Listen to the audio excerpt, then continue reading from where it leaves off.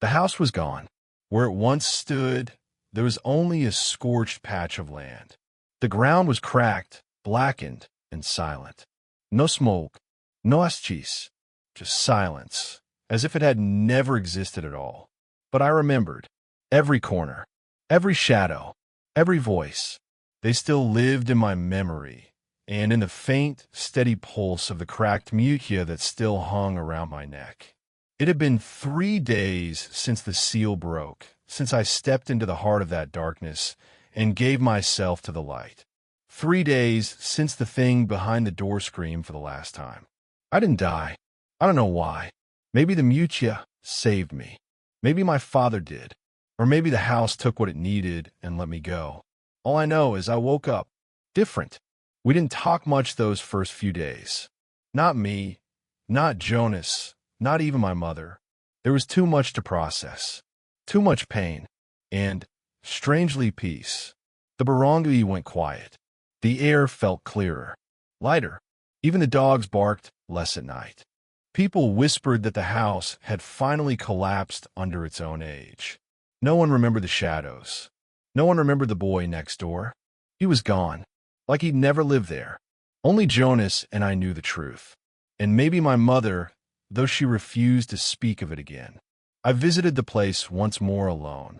I brought flowers. I didn't know why. Maybe it was for the boy, or for my father, or for the ones trapped in the darkness for so long, who never asked for any of it. The forgotten ones. As I stood there, the cracked mutia warmed slightly against my skin. And I heard it. Not a voice. Not a warning. Just a breath. A soft, peaceful breath from the earth. And I knew then. It was finally over. A week later, Jonas and I sat by the riverbank, where the wind was cooler and the world felt normal again. "Do you ever think about it?" he asked, skipping a stone across the water. "What it all meant?" "Every day," I said, "but I still don't have all the answers." He nodded. "Me neither." I looked down at my hands. The marks from the Kabibi were still faintly there, glowing only when I closed my eyes and thought of the house. "I think some things we're not meant to fully understand," I said, "but we can still choose what to do with what we're given." He turned to me. "And what are you going to do now?"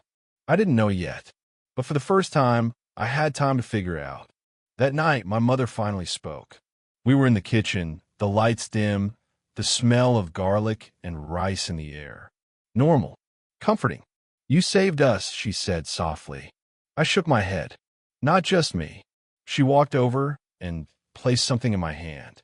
It was her old agimat, the same one she'd worn into the house. It no longer glowed, but it felt warm. "I kept this all my life, but I think you're the one meant to carry it now." "I don't want to be a Bante," I whispered. "I don't want that weight." She smiled sadly. "You already are, but you can carry it in your own way." I held it close and nodded. There were still questions I would never get answers to. Where did the shadows go? Was the evil truly gone, or just sleeping again? What was that final thing behind the door? But those questions no longer haunted me, because something else replaced them. Peace. A quiet, heavy kind of peace. Not joyful, not light, but real. And that was enough. One evening, as the sun dipped behind the trees, I visited Lolo Badong's hut again. It had started to fall apart, nature reclaiming what was once protected. Inside, everything was untouched except for one thing, a small box. Inside it, a note written in charcoal. "If you're reading this, it means you chose well.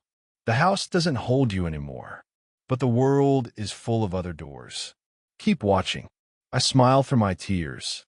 I buried the note beside the hut, near his herbs, and whispered a prayer of thanks. A few months later, the lot where the house once stood was fenced off. Someone said a developer planned to build something there, a small park, maybe a market. Life moved on, as it always does, but I walk past it often, and every time I pause, not in fear, in remembrance, because I know the truth about legacies, about shadows, about sacrifice, and about light. It doesn't always come in the form of fire or power.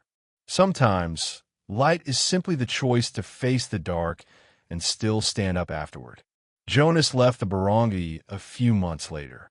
His family moved, looking for better work in the city. We still message sometimes. He says he dreams of the house occasionally, but in those dreams, it's empty, silent, safe. My mother started working in the garden again. She laughs more, still tired, still carrying the past, but lighter, somehow. As for me, I don't know if I'll ever stop feeling the mute pulse when the wind changes, or if I'll ever stop wondering if there's another door waking somewhere. But I've accepted this. The darkness will always exist, but so will we. And if another door opens, I'll be ready.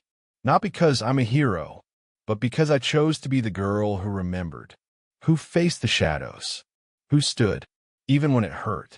And that's enough. The end.